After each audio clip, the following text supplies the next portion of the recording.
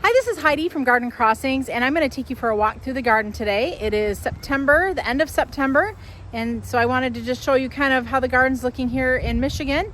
It's a zone, kind of like a zone 5 and 6. So I wanted to show you how the plants are looking. It's been a really warm September here, so things are really holding on nicely. So let's go and take a walk. So I'm going to start off here at the Mailbox garden, which I really don't show you this in most of the videos. Mostly because I just forget. But what we did here is we did the portulaca or moss roses right along the road because it's so hot. And then we did the Angelonia perfectly pink and lantana around the mailbox post. It's not very sunny right now, so the portulaca are closed up. So definitely those are full open and yellow when the sun is shining. One thing I want to show you here is the Alstroemeria clematis. This we trim back midsummer, and I usually always do that with this clematis, and it's blooming again. So it bloomed earlier this season, and now it's starting to bloom again. So there's a lot of flowers starting on here, and the buds also are looking really pretty. So don't be afraid to trim your clematis midsummer because there's a good chance you might be able to get blooms again.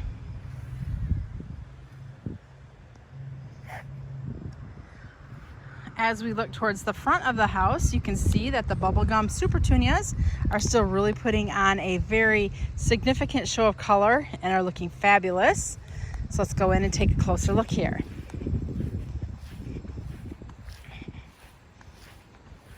So the aqua pot, that is holding on, and this is going to get transformed into mums soon, but the flowers look so nice it's really hard to get rid of them at this point. But what's really taken over at this point in the game is the Angelonia Wedgwood Blue. We've got some lantana there, some of the new unplugged pink salvia, and then the Priscilla supertunias there at the bottom. So I'm really pretty surprised at how much the Angelonia did take over in this combination. I really wasn't expecting that to happen. The bubblegum, they are looking fabulous. We had kind of a little bit of a lull there for a while this summer. We thought we were putting more fertilizer on them than what we were, and realized that we really needed to give them another good dose of fertilizer. So we kind of doubled up on the fertilizer, and they really came around and look fabulous now. The Bordeaux supertunias are looking good there in that aqua pot, as are the hanging baskets. So those are on drip. They get watered. I think we've got it down to once a day right now, and they're looking fabulous. On either side of the rock fountain, we have the fireworks grass. I love the grass because I love it in the fall. It's just the motion that adds to the garden. On either side of the doorway, we've got the supertunia. This is the rose vein, and those really took over in both of these pots. You can see there's some perfectly pink Angelonia as the thriller, and believe it or not, there's also some Superbell's mini indigo in there as well, but that's really not even visible at this point because those mini vein really took over the combinations. My shade planter here up against the house is still looking fabulous. Right now it's the fuchsia fireworks, and then the Tradescanthia, the Wandering Jew, that look really pretty. I love the bicolor foliage on both of those plants, and I think they really complement each other nicely. And those fuchsia blooms just dangling there are so pretty. Definitely going to do that again. Along the front of the house, we have the Bobo hydrangeas, and you can see most of the flowers have kind of transitioned into their fall blooms, although there are still a few of the white ones on there. So really a very, very nice compact plant that fits nicely right there under the windows. We really didn't need to do any trimming on those to keep them sized up good. They just really fit in there great. The proudberry shrub is proudberrying right now. Such a great plant. I love the pink berries. They really match that bubblegum supertunia well. It's just a unique, different plant to put into the landscape. You can just see, the berries are just as vibrant as what flowers tend to be.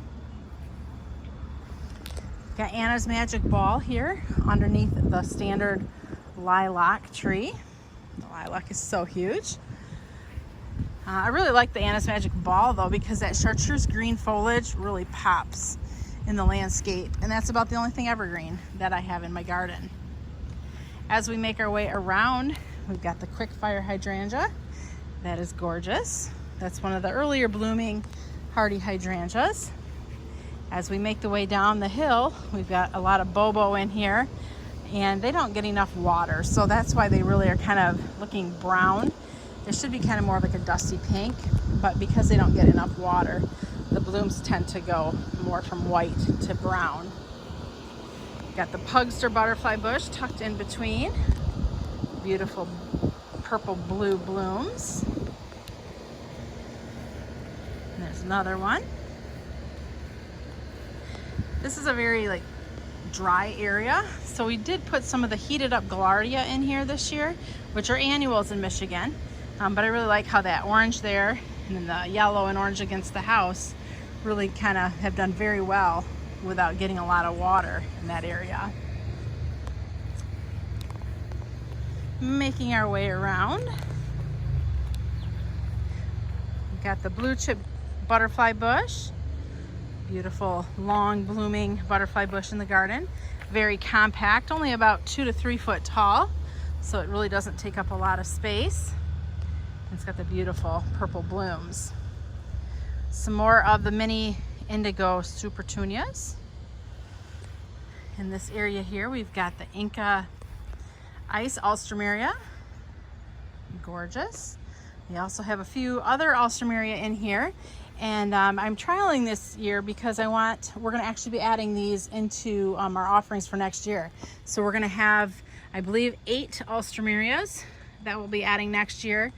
Most of them are zone 8, where the Inca Ice here is a zone 6. So I'm going to, number one, I want to see if any of these overwinter in my garden, because I think that would be, you know, a good point to point out. They're not supposed to, but because they're up close to the house, I'm hoping maybe they will. But I also wanted to see the color and how they did. So I planted them a little bit later in the season, so that's why they're not super big, kind of like the Inca Ice. Plus the Inca Ice is really old. But mostly I want to just see the flower color, and I want to see if they come back next year.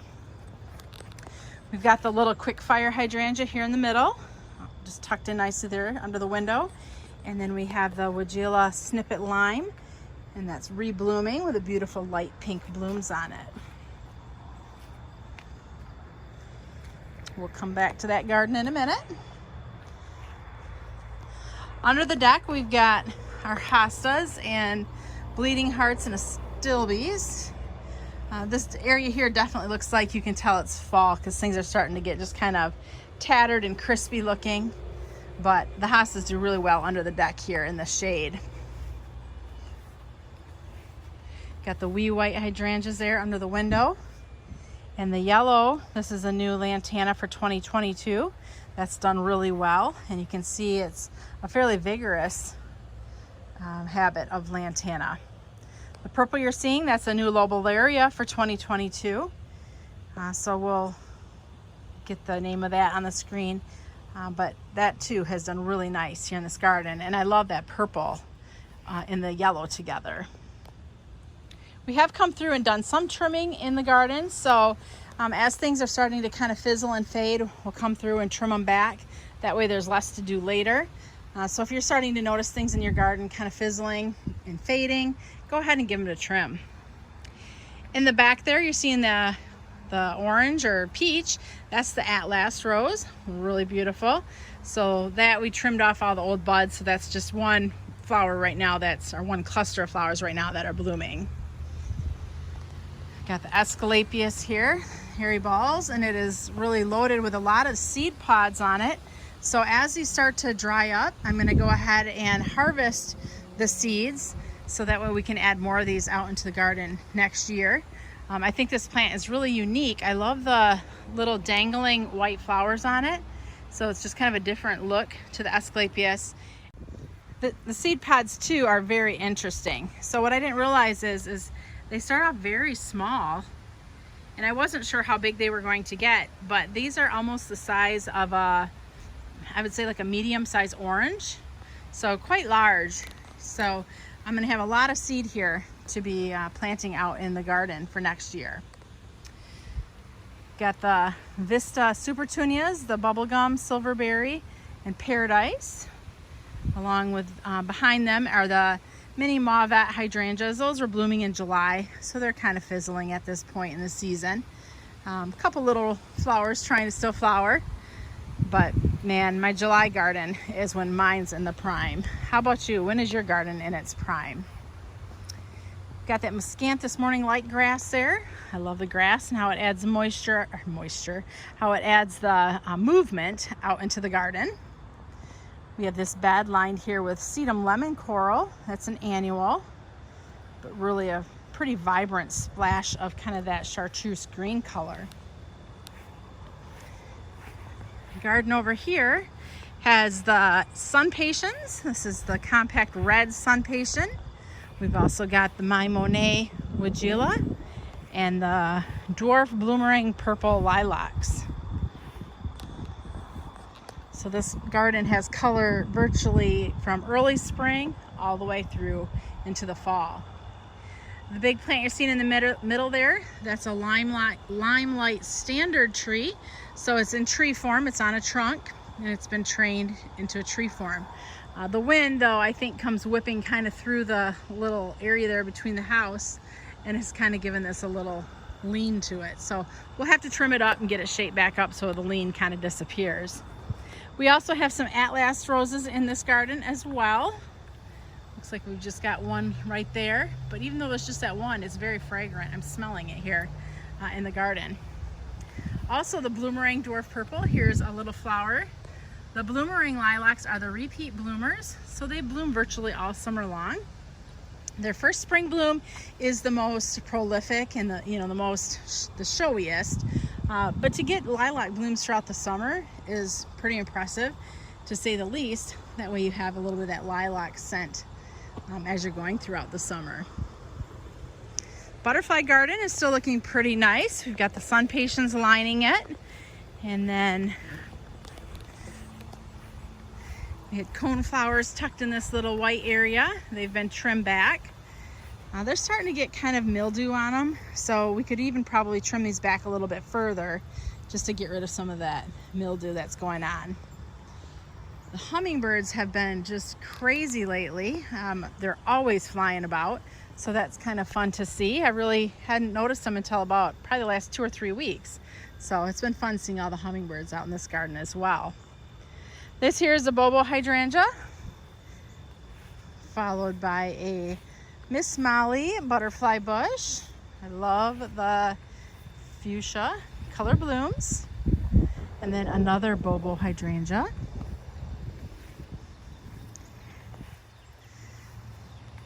And then as we take the walkway back through this garden, we've got another little fencing there that's got all the cone flowers in it. Because this is a butterfly garden, we have a lot of Asclepias, and you can see this one here. This is, I think this one is tuberosa, and it's got the seed pods all over it. So once those ripen up, I may just let them kind of blow in the breeze and end up throughout this garden. Since this is a butterfly garden, I'm okay with having Asclepias kind of scattered throughout. The shrub in front of us is Weigela Sonic Bloom Pink, and it's really starting to slow down now. This is a reblooming Weigela, and it's had flowers all summer, and it does still have some flowers on it, but this is probably about the least amount of blooms I've seen all summer long. Every butterfly garden needs meteor showers of verbena, as well as Kufia vermillionaire. Both of those are nice butterfly plants. The Kufia vermillionaire really is a nice plant for the hummingbirds as well. So if you're looking to attract hummingbirds to the garden, Kufia vermillionaire, I would say, is a must-have. We've got some salvia in there. We did a trial of the unplugged pink. Those are looking really nice. That's another great plant if you're looking for hummingbirds in the garden. Got Nepeta cat's pajamas tucked in here. The sun patiens are kind of taking it over, but that's a plant we kind of keep trimming, and then that way it just keeps flowering throughout the summer. Its main bloom was in the spring, but it's had flowers on it virtually all summer because we have been trimming on it.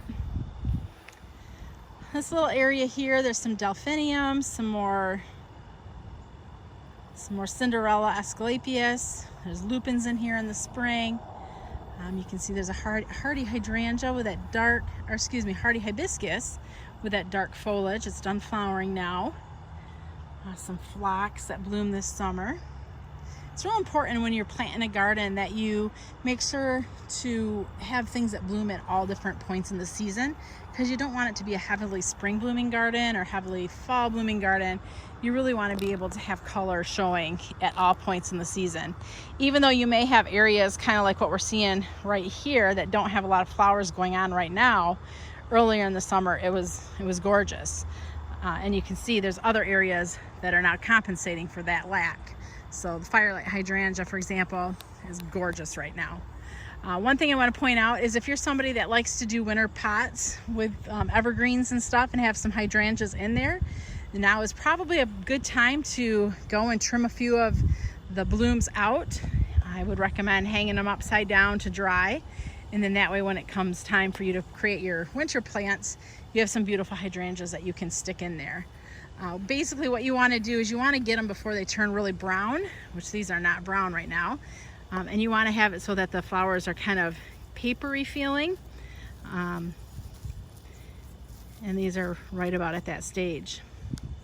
I always try to look for like the biggest blooms or a stem that has like multiple blooms on it. It's just my personal preference, but you can do it however you like to do it yourself. We'll head back to the corner here where we have all the hostas, and I can see already that slugs have been an issue back in this garden. From a distance you can't see it, but when we get up close you can see how many of these leaves are really chewed up and tattered looking, and that's from slugs. So we could put slug bait down to try to treat it, but it's such a big area and I'm not really too terribly worried about it, so we don't do much to deal with the slugs. Some varieties are more susceptible than others. Typically we find if you have more of a thicker substance leaf, then those are going to be the ones that probably you won't see as much slug damage on. As we make the corner, we've put white sun patience to line this back garden bed here. And I think the white looks really nice. Typically I do white around the butterfly garden, but this year I wanted to kind of shake things up a little bit just to have kind of a different look. And I think these did really nice back here. As we make the corner, we kind of get a little bit more sun. So some of the plant varieties have started to change out of hostas, and we're into more like astilbes and heuchera, some daylilies. There's a few hellebore in there that were blooming early season. Another Alstroemeria. A lot of heuchera in this area, or heucherella. Some Atlas roses, because this area gets fairly decent amount of sun, along with some short little bobos there. The pink flowers you're seeing, those are anemone, Fall in Love Sweetly. Those look really nice. A few more plants up there by the red sun patience. So anemones are really a great addition for like a fall garden. Making our way through here, we have the allium. This is a serendipity. It was July, August that it was in its prime. Under this tree here, I have some lavender, some tiarella, ligularia, astilbes, some stachys, and then up there on the hill, those are coreopsis, the yellow flowers that you're seeing. Coreopsis are really a nice long blooming perennial, so if you're looking for something that's a long bloomer, coreopsis might be something that you would want to entertain. The big thing that's green next to the red sun patience, that's Amsonia stormcloud. So even when it's not flowering, it has a really nice kind of a mounding shrub looking habit to it. So the foliage is really nice even when the flowers are finished. Behind that is the incredible blush hydrangeas, and they've been trimmed, and those are way done for the year. In front of me, I have a whole collection of daylilies, so a lot of different varieties in here. It looks like I should probably put a few more rebloomers in there. You might see the yellow in the video. Those are going bananas, which are rebloomers. Most of the varieties, though, that I have in here are not rebloomers, so that's why we're not seeing much color. But if I would have planned this out a little better and put some more rebloomers in there, there could be color in this area right now. From the house, it's really funny. Well, even actually, if we step back a little bit, you can't even see the bench because it's just totally been engulfed with the white sun patiens. It looks really pretty from the house, just that blue and that white together. Now we just transitioned into purple sun patiens, just to kind of shake it up a little bit. By the shed, we've got the little lime hydrangeas, and they're definitely in their full fall color right now. The yellow you're seeing, that's Rudbeckia, Henry Ehlers. Beautiful flowers. The plant itself, though, not so great. You can see how it's kind of all split open there. So it's definitely a plant that you'd want to plant maybe next to something that can hold it up. Or if you have an area in your garden that you're okay with it looking a little bit messy, like, I mean, it's fine back here. It looks nice. You can see it's got those tall anemones in the back too. I mean, they're just kind of big. So this is just kind of a little bit of a wild-ish area, but I think it looks really good. Got the hibiscus there. That's pretty much done for the year. Incredible. A couple more flowers starting to bloom, the fresh white blooms. But for the most part, Incredible also is finished flowering for this season. Got another bobo right up front here.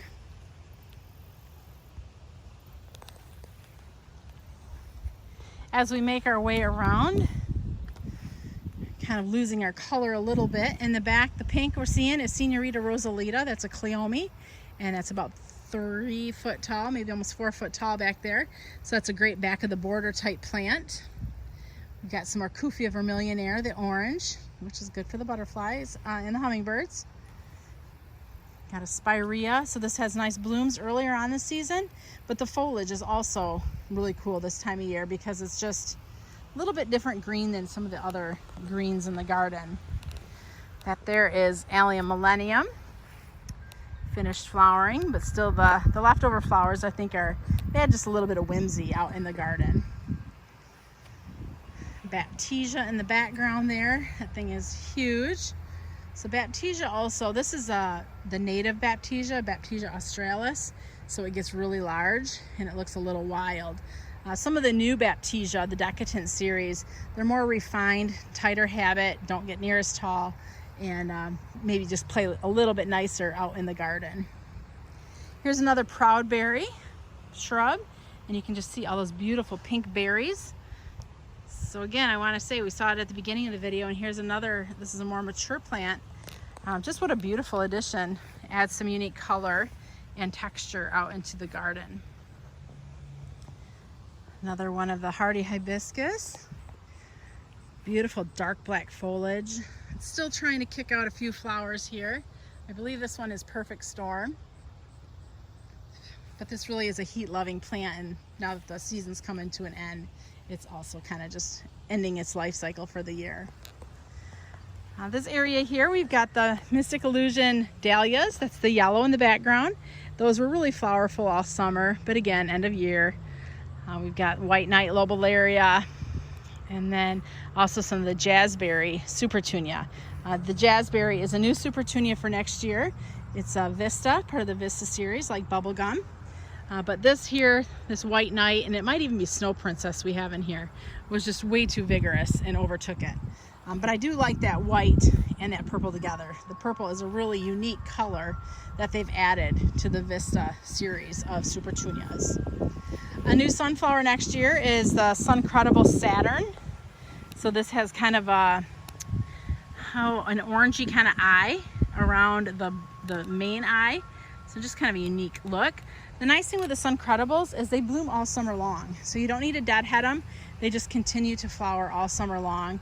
And this one here is about 2.5, maybe 3 foot tall, which is also true of the Suncredibles. If you watched any of the greenhouse videos, the Syncredibles are probably more like 3.5 foot tall. So really a great plant that adds a lot of motion to the garden again, constant bloom, and really has a big impact. This here is the Weigela Wine and Roses and dark foliage, but this one here is also starting to lose its leaves now that it's kind of fall. And the big guy on the end here that kind of anchors this area is the Limelight Hydrangea. It's about 8 to 10 foot tall and stunning large lime green blooms. I did pull out a few of these blooms also for my winter pots. So I pulled out the Firelight, so I have some kind of pinkish red, and then I pulled out the Limelight so that I have more of the greenish white. So just to kind of give me some different colorations of hydrangeas when it goes time to put my pots together. So hopefully you found this tour interesting as far as what's blooming this time of year, the end of September here in our Michigan garden. Obviously it's not as exciting as what some of the other months have been, but certainly for this late in the season, I am fairly impressed with all the color that I can still look out of my window and see in my garden. So if you have any questions, feel free to leave comments below. We'd love to help answer them for you. If you haven't subscribed, be sure to subscribe to our YouTube channel, and we'll be sure to, you'll get alerts. That way next time we post a video, you'll be one of the first ones to know that they're out there. Hope you're all having a great fall. Until our next video, this is Heidi from Garden Crossings.